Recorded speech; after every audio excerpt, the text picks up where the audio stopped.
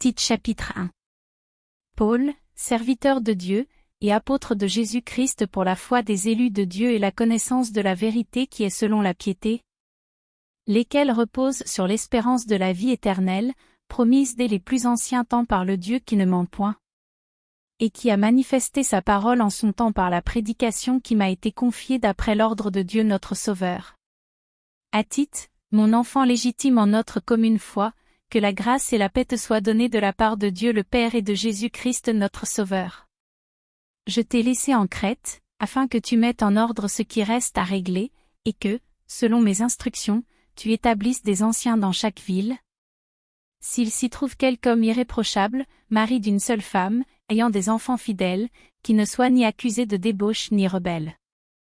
Car il faut que l'évêque soit irréprochable, comme économe de Dieu, qu'il ne soit ni arrogant, ni colère, ni adonné au vin, ni violent, ni porté à un gain déshonnête.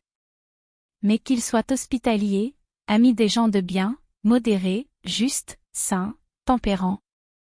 Attaché à la vraie parole telle qu'elle a été enseignée, afin d'être capable d'exhorter selon la saine doctrine et de réfuter les contradicteurs.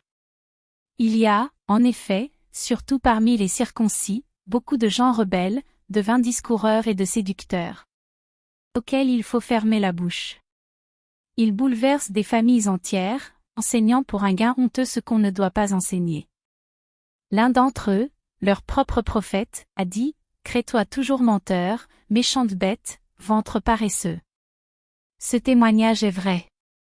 C'est pourquoi reprends-les sévèrement, afin qu'ils aient une foi saine, et qu'ils ne s'attachent pas à des fables judaïques et à des commandements d'hommes qui se détournent de la vérité. Tout est pur pour ceux qui sont purs, mais rien n'est pur pour ceux qui sont souillés et incrédules, leur intelligence et leur conscience sont souillées. Ils font profession de connaître Dieu, mais ils le renient par leurs œuvres, étant abominables, rebelles, et incapables d'aucune bonne œuvre.